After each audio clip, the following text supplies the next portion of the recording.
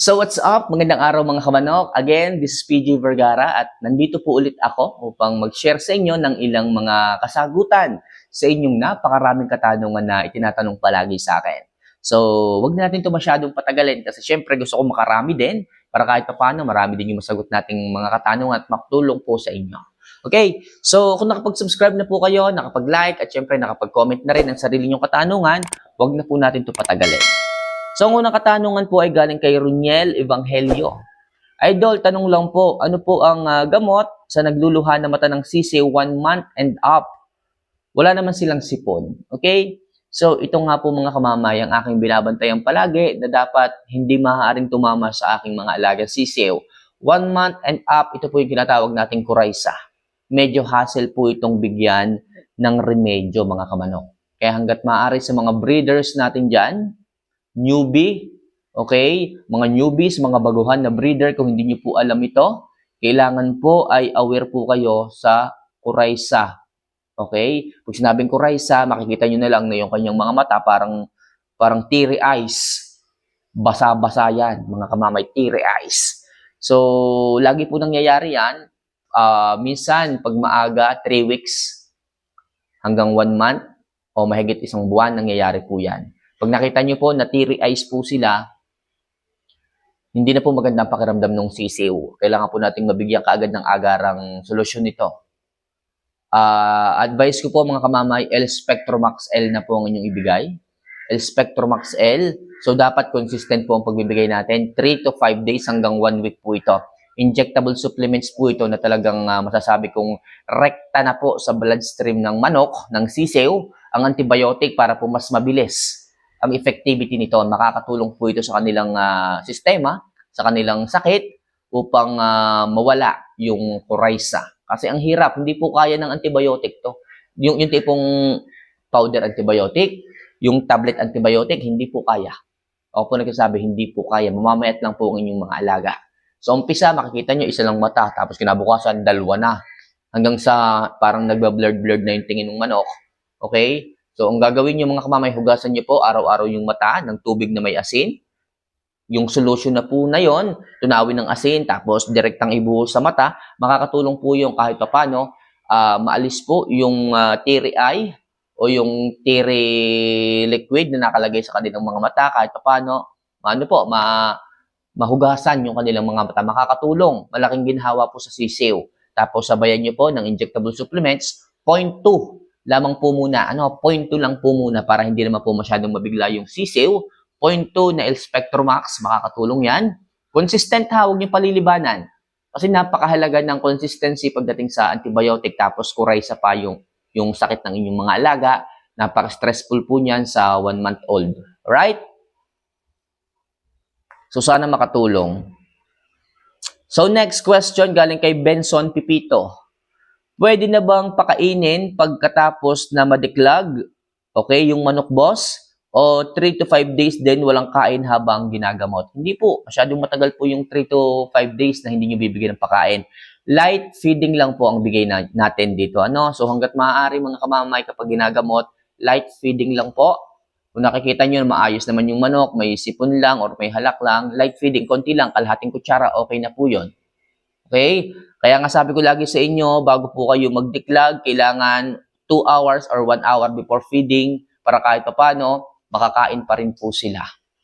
Okay? Makakain pa rin po sila. So, huwag niyo pong gagawin na 3 to 5 days, masyado pong mangangayayat yung manok, masyado pong may stress, wala po siyang energy. So, konti lang. Pwedeng wet feeding, pwede namang konti lang kung maganda naman kumain, kahit half spoon lang po ang ibigay, wala po kayo magiging problema. Ang mahalaga, may tubig, fresh water, tapos pakain sila. Okay lang na medyo mamayat, wag lang totally talagang na-stress. So next question galing kay Benj Castillo. Kamamay, ano po ba ang nauunang bigkasin? Sa tatay o sa nanay? Halimbawa, Gilmore sweater. Actually mga kamamay, yun naman po ay kahit ano. Nagkakaroon lang ngayon ng standard kasi, ewan ko ba, actually, wala namang problema dyan. Kung tawagin mo yan ng tatay muna, o nanay muna, o baliktad, o kung ano pa man, walang problema. Basta yung parehas na linyada, yung siguradong parehas na linyada, materialis nila is nandun, walang magiging problema. Tatay man ang mauna, o Gilmore Hatch o kung ano man, wala kayong magiging problema dyan. Ang mahalaga, nandoon pareha sa pangalan niya ang talagang linyada ng dalawang mixture ng breed na yon.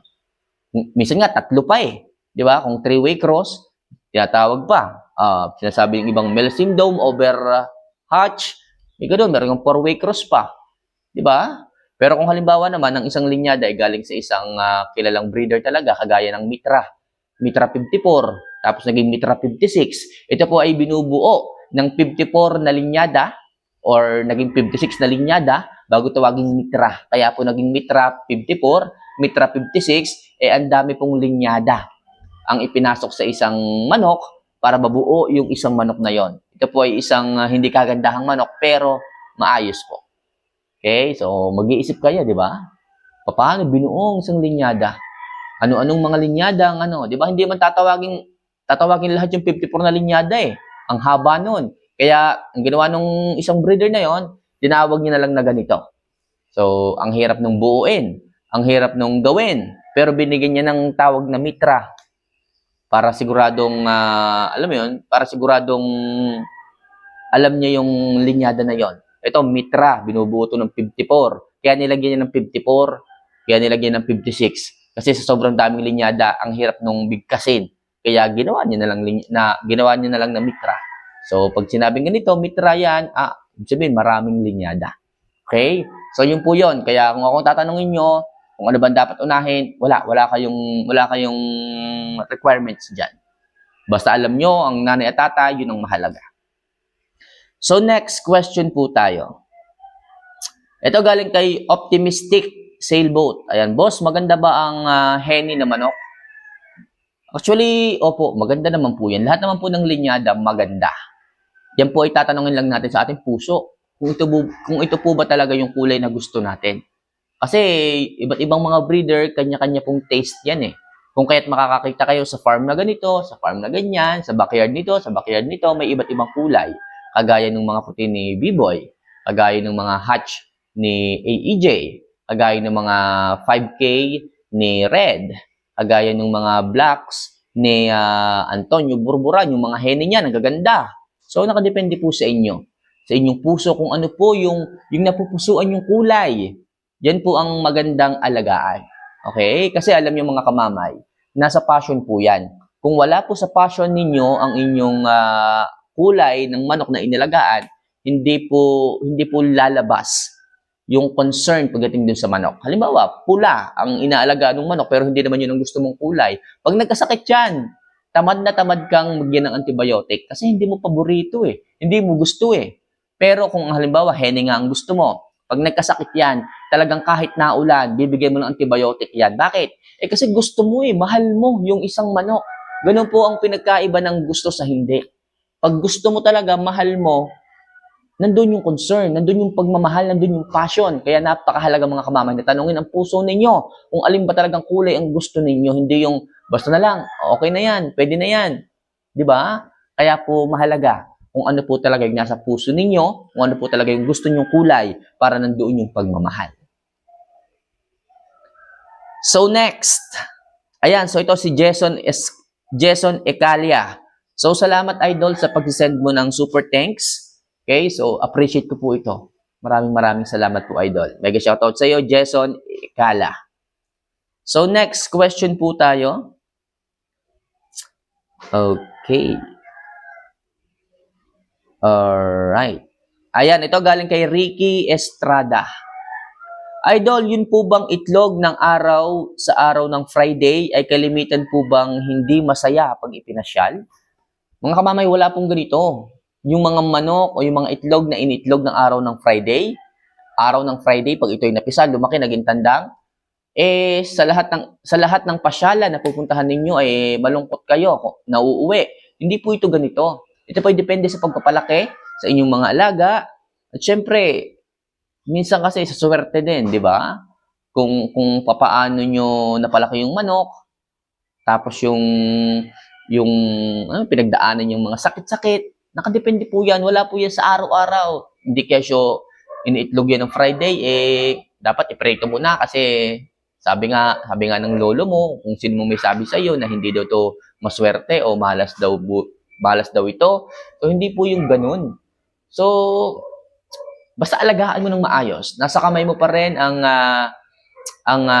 paraan kung paano yan magiging matagumpay sa kanyang hinaharap. Nasa iyong kamay pa rin yan. Alagaan mo ng maayos, vitamina, supplements, pagkain, maayos na pag-aalaga, pag nagkasakit, bigyan agad ng antibiotic, nasa kamay mo yan. Wala yan sa kung anumang sinasabi ng lolo mo kung sino pa man. Right? So maliwanag tayo dyan mga kamamay ha. So yun lang muna sa ngayon mga kamamay ang ilang mga katanungan na ating sinagot and hopefully makatulong. Sa mga gustong magtanong, welcome po kayo. Maglagay lang po kayo sa comment section ng inyong mga katanungan. Ako pong bahalang sumagot yan para sa inyo. So muli, ako po ang inyong mamay. See you for our next vlog. Paalam.